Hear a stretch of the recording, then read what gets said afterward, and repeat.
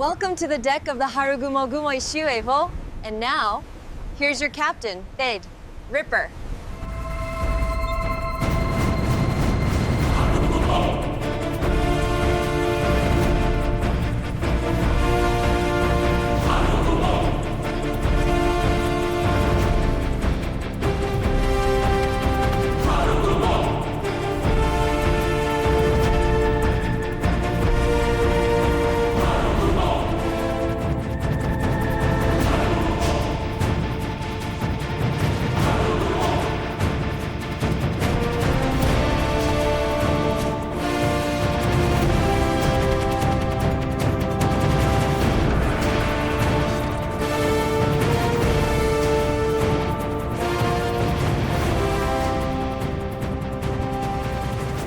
Hey team, this is Ripper. Hope you guys are doing fantastic today. Got a quick video about the Harugumo. Yes, it's gonna have a buff in the next update, and it's gonna be interesting. And using this video with Epoxy Clan here, one of my favorite clans to play with. Just talking about how teamwork works, and also how is this buff gonna play out for the Harugumo. But as always, before we begin, like, subscribe, button below. Appreciate all the supporters of the channel. You see value what we're doing here today. Smash those buttons, leave a comment. Thanks for stopping by. Have fun. I hope you get something out of it, and thank you for your support. So right off the bat, engaging Shimakaze, not a fair match right here. Worcester Radar, Z52 Hydro, Harugumo Firepower, just ridiculous amount. Now, here's the arcs right there. Here's the current programming of the arcs of the Harugumo. Now, what I'm thinking is, according to the next update dev blog, they're saying in 14.7, Harugumo will get a rudder buff, basically better rudder shift, as well as flatter trajectories of the arc. And I'll put up a screenshot there of what they're saying is, but what do you guys think? I mean, what is it going to look like? Is it going to look like, I don't know, Kabarov's kind of, trajectories? Is it going to look like Druid, or maybe, I guess, Elbing? But maybe it's going to be interesting. I mean, very, very floaty shells. You can see out those engagements right there. Shimakaze goes down. This flank is pretty much collapsed. Once you lose a destroyer and you got 2 destroyers plus a Worcester and GK pushing the flank, no way they're going to survive.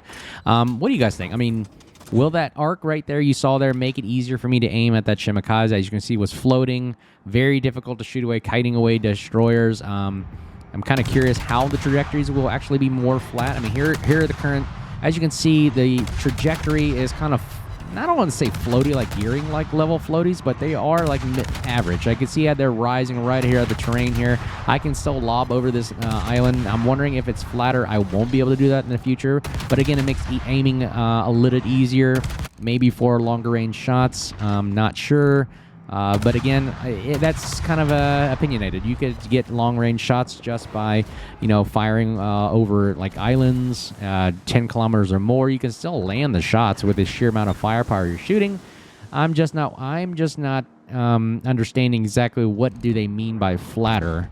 Will it actually improve the gameplay of Harugumo? And I've been throwing this around, and I'm really excited and curious at the same time about, well, what will this lead to? Again, I find that the shell trajectory of the Harugumo, even though you're spitting out a lot of lead, it is, like I said, you just got to walk them on to the target. So you pretty much spray and pray, and you kind of figure out what is that best trajectory in a shell arc to make it work. So I don't know. We'll see. I'm really interested. I'll do a video as soon as it comes out, and we'll take a look at how it plays out with the new Harugumo. See, these trajectories right here at 6.9 kilometers, it seems okay to me. It's not bad. I mean, they're only rising maybe right above the ship itself. Ooh, nice torpedo hit there. And you can see, man, the amount of firepower we're laying down on the hate right there. And holy crap, somebody got a good shot on us. But that's exactly how you kind of blow up a battleship right there. And now, if they're flatter, that means I'm going to shoot just even more direct. Even at 6 to 7 kilometers, it'll be lower. So I'm assuming they're going to get right below the superstructure of the, let's say, battleship in Montana right there. And maybe make it even easier to hit these cruisers at range. I mean, 9 kilometers doesn't seem far away. I mean, to battleship players, you're like, oh my god, that's super close. But for a destroyer, man, I mean, 9 to 10 kilometers is still kind of a average distance. And most engagements happen around the 6, 7, 8 kilometer range. Long range starts getting out to about that 10 to 12, and even longer range is about the 14, 15. So let's see how that goes. All right, let's see. Shooting right there. I was hoping he'd walk around the island. Doesn't seem like he's coming there. Varese is, okay, Janan goes down. Let's see how we do against Varese. Man, these experimental ships need to get out of the game. I just don't understand them. They're fun for a little bit, maybe good for Unbreakable Line, but I don't know. Either put them permanently in the game and just make them fun, or you're going to just have these gimmicks last a little bit just to drain credits. Really weird. I'd rather just get rid of them if they're not going to be permanent.